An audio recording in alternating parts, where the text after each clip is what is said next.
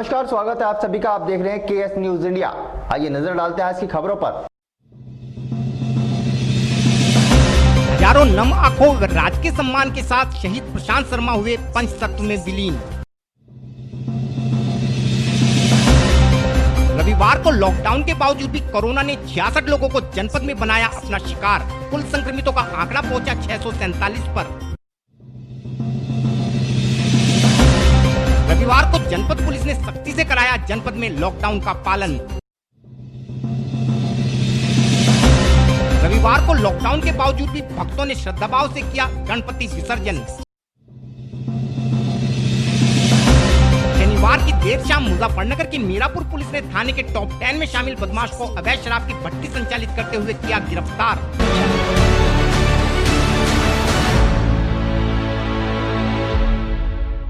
और अब खबरें विस्तार के साथ। शुक्रवार की देर रात कश्मीर के पुलवामा में आतंकियों के साथ हुई मुठभेड़ में मुजफ्फरनगर के लाल प्रशांत शर्मा ने वीरगति प्राप्त की थी। प्रशांत के शहीद होने की खबर जैसे ही उसके परिजनों के साथ साथ जनपद वासियों को लगी थी, तभी से शहीद के आवास पर शोक संवेदना प्रकट करने हेतु लोगों का तांता लग गया था। शोक संवेदना प्रकट करने वालों में आम नागरिक से लेकर जनपद के जनप्रतिनिधि तक शामिल थे। सेना के सूत्रों से प्राप्त जानकारी के आधार पर शहीद का शव रविवार सुबह आने की उम्मीद थी, जिस कारण सुबह से ही शहीद के बुढ़ाना मोड़ स्थित आवास पर लोगों की भारी भीड़ इकट्ठा हो गई थी तथा देशभक्ति से ओतप्रोत यह भीड़ कोरोना जैसी महामारी पर भी भारी दिखाई पड़ रही थी, क्योंकि हर व्यक्ति कोरोना के खौफ को पीछे छोड़कर शहीद को अंतिम विदाई देने के लिए आतुर था। सुबह 8 बजे के लगभग शहीद का शव सेना के वाहन से बुढ़ाना मोड़ स्थित आवास पर पहुंचा, जिसके बाद परिवार की महिलाओं ने अपने लाल के अंतिम बार दर्शन किए। ओ माई मेरी क्या फिक्र तुझे, क्यों आंख से दरिया बहता है। तू कहती थी तेरा चांद हूं मैं और चांद हमेशा रहता है। तेरी मिट्टी में मिल जावा गुल बनके मैं खिल जावा, इतनी सी है दिल की आरज़ू। तेरी नदियों में बह जावा, तेरी फसलों में लहरावा, इतनी सी है दिल की आरज़ू।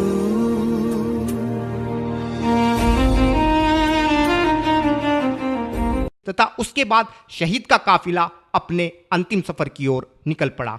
शहीद को श्रद्धांजलि देने के लिए प्रदेश सरकार के कैबिनेट मंत्री श्री सुरेश राणा, केंद्रीय मंत्री डॉक्टर संजीव बालियान तथा जनपद के दोनों राज्य मंत्री श्री कपिल देव व विजय कश्यप के अलावा सभी विधायक भी मौजूद थे।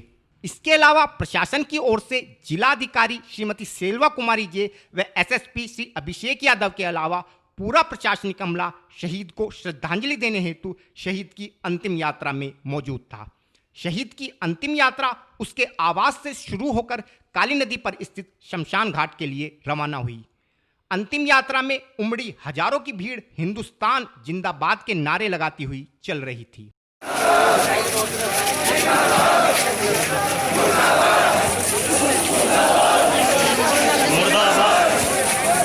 ओ यार मेरे चौपालों में वो धूम धड़ाके होने दे, तू गलियों में जगराते कर, मैं सोया हूँ मुझे सोने दे। ओ देश मेरे तू जीता रहे, तूने शेर के बच्चे पाले।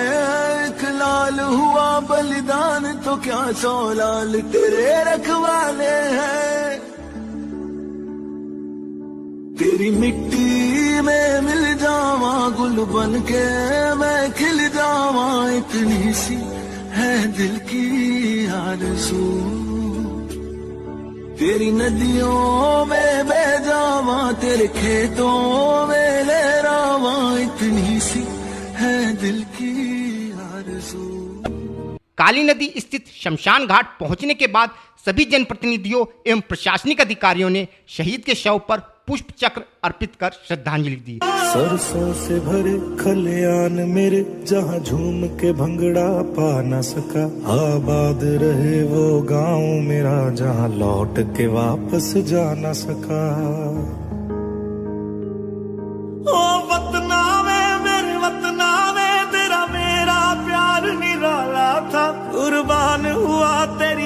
किस्मत पे मैं कितना नसीबों वाला था।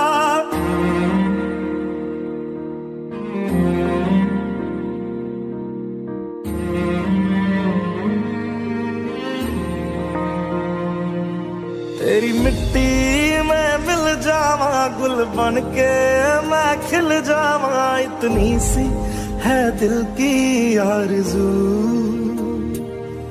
तेरी नदियों में बह जावा, तेरे खेतों में लहरावा, इतनी सी है दिल की आरज़ू। जिसके बाद आर्मी के जवानों द्वारा शहीद को सलामी दी गई।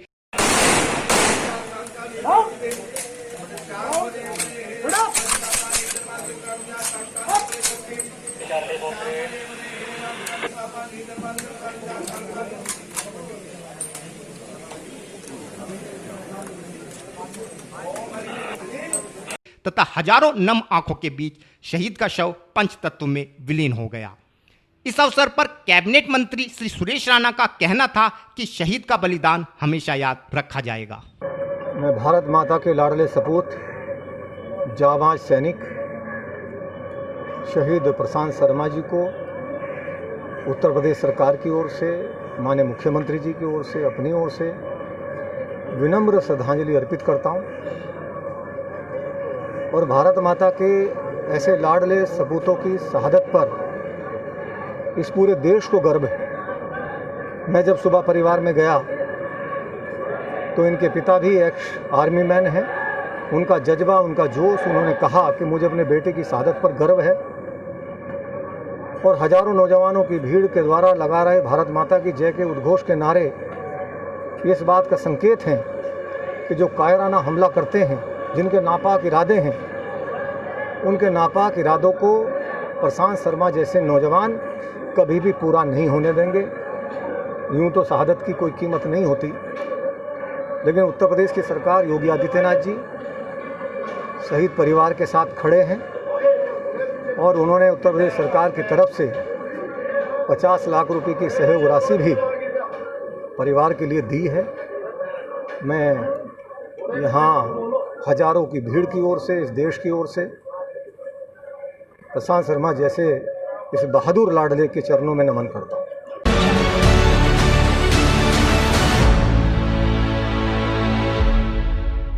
शनिवार को जहां जनपद में 133 लोगों के कोरोना संक्रमित पाए जाने से जिला प्रशासन के अलावा आम नागरिकों में भी हड़कंप मच गया था, वहीं रविवार को भी जनपद में कोरोना ने जनपद वासियों पर कोई मेहरबानी नहीं दिखाते हुए 66 लोगों को अपना शिकार बनाया है। हालांकि रविवार को जनपद में लॉकडाउन के दौरान प्रशासन द्वारा थोड़ी सख्ती बरती गई, लेकिन लगता है कि जनता लॉकडाउन का पालन करने के लिए बिल्कुल भी तैयार नहीं है और इसी कारण से सख्ती के बावजूद भी जनता सड़कों पर घूमती दिखाई पड़ी, जिस कारण 2 दिन का लॉकडाउन लगने के बावजूद भी लॉकडाउन का मकसद सफल नहीं हो पा रहा है तथा जनपद में कोरोना संक्रमण लगातार बढ़ता जा रहा है। रविवार को जनपद के स्वास्थ्य विभाग को कुल 386 कोरोना सैंपलों के परिणाम प्राप्त हुए, जिनमें 7 लोग कोरोना पॉजिटिव पाए गए हैं। इसके अलावा 6 लोग प्राइवेट लैब से प्राप्त परिणाम के आधार पर कोरोना पॉजिटिव दर्शाए गए हैं। साथ ही जनपद के 53 लोगों में कोरोना संक्रमण की पुष्टि रैपिड किट के माध्यम से हुए टेस्ट के आधार पर की गई है। इन 66 लोगों में एक तुगलकपुर, एक भैंसा रेहड़ी, एक लालबाग पचैंडा, 7 कवाल जेल, एक मीरापुर, एक गीतापुरी खतौली, एक मंसूरपुर, 2 मोहल्ला देवीदास खतौली, एक मुजफ्फरनगर मेडिकल कॉलेज, एक चरथावल, एक रोनी हरजीपुर, एक सुरेंद्र नगर, एक लद्दावाला, 2 आनंदपुरी, 7 गांधी कॉलोनी, एक रामपुरी, 2 रेशु विहार, एक कोतवाली, एक नई मंडी, 5 सिविल लाइन, 2 कृष्णापुरी, एक आवास विकास कॉलोनी, 4 रैनबो विहार, 2 कृष्णा विहार, एक शाकुंतलम, 2 ओम पैराडाइज, एक खालापार, 2 पटेल नगर, एक सुभाष नगर, 3 भरतिया कॉलोनी, एक आबकारी मोहल्ला, एक अम्बा विहार, एक पंचशील कॉलोनी, एक द्वारकापुरी, एक आदर्श कॉलोनी, एक मीका विहार, एक कंबलवाला बाग तथा एक हनुमान चौक से है। इसके अलावा रविवार को भी जनपद के 30 लोग कोरोना संक्रमण से मुक्त हो गए हैं। इस प्रकार अब जनपद में कुल संक्रमितों की संख्या 647 है।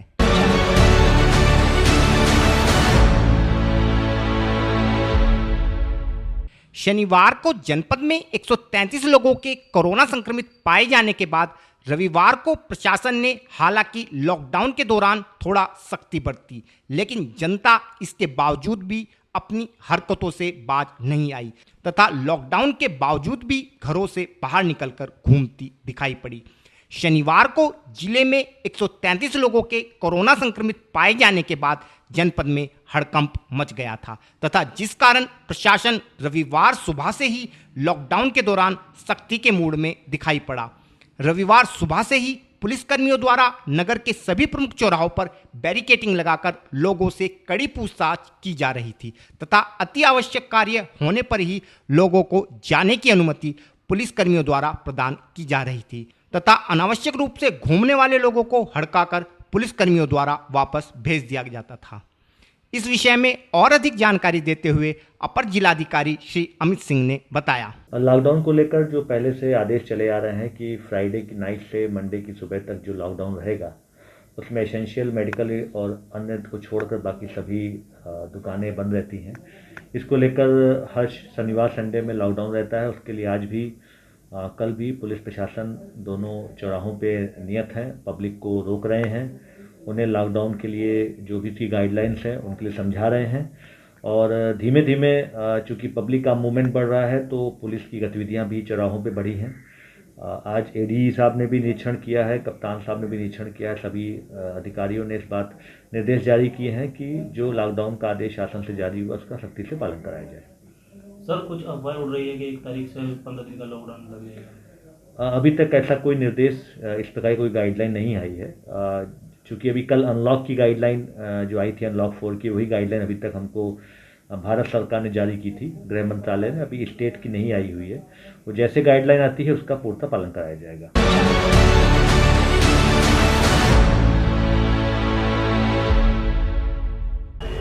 वक्त हो चला है केएस न्यूज इंडिया में एक छोटे से ब्रेक का।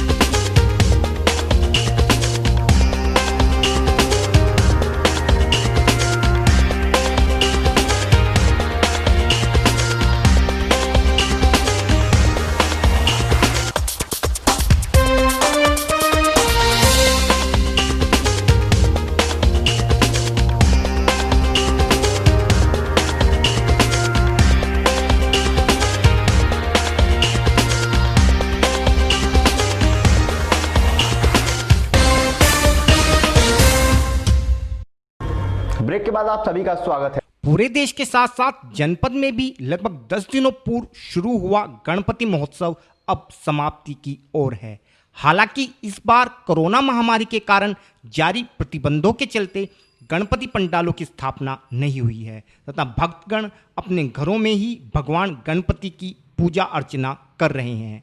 लेकिन जैसे जैसे समय व्यतीत हो रहा है, भगवान गणपति के अपने लोक को प्रस्थान करने का समय भी नज़दीक आ रहा है तथा भक्तगण अपने बप्पा का विसर्जन कर रहे हैं।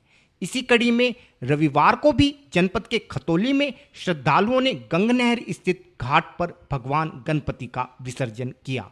हालांकि लॉकडाउन के चलते पूरे नगर में पुलिस लोगों को कड़ी पूछताछ के बाद ही आवागमन की अनुमति प्रदान कर रही थी, जिस कारण श्रद्धालुओं ने सभी कोविड नियमों जैसे कि सोशल डिस्टेंसिंग में मास्क लगाने का पालन करते हुए विधि विधान के साथ भगवान गणपति का विसर्जन किया।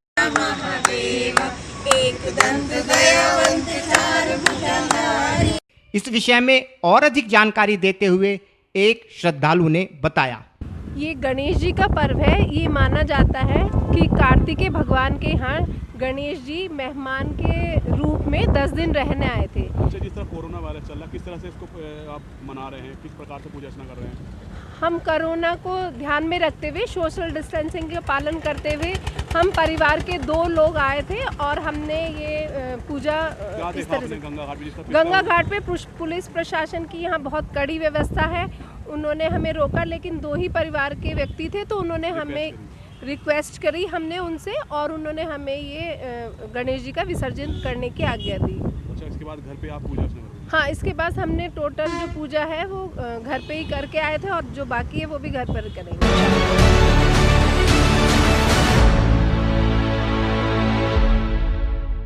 शनिवार की देर शाम मुजफ्फरनगर की मीरापुर पुलिस ने क्षेत्र के गांव समाना में छापेमारी करते हुए थाने के टॉप 10 बदमाशों की सूची में शामिल बदमाश को अवैध शराब की भट्टी चलाते हुए गिरफ्तार किया है। हमारे चैनल को मिली जानकारी के अनुसार शनिवार की शाम मीरापुर पुलिस को मुखबिर के माध्यम से सूचना प्राप्त हुई कि थाने के टॉप 10 बदमाशों में शामिल मंजीत समाना गांव में स्थित अपने घर में अवैध शराब की भट्टी चलाकर शराब निकाल रहा है। मुखबिर की सूचना के आधार पर पुलिस ने क्षेत्र के गांव समाना में जब बताए गए स्थान पर छापेमारी की तो मंजीत पुलिस को देखकर भागने का प्रयास करने लगा। पुलिस द्वारा कुछ दूर पीछा करने के बाद मंजीत को दबोच लिया गया। पुलिस को मौके से अवैध शराब की भट्टी, 10 लीटर अपमिश्रित शराब, 1 किलो यूरिया, 1 ड्रम, 1 पतीला तथा लहन बरामद हुआ है। पुलिस ने लहन को मौके पर ही नष्ट कर दिया है तथा आरोपी मंजीत पर सुसंगत धाराओं में मुकदमा दर्ज करते हुए जेल भेज दिया है। आज के बुलेटिन में इतना ही। कल फिर होंगे हाजिर कुछ नई और ताजा खबरों के साथ। देखते रहिए केएस न्यूज़ इंडिया।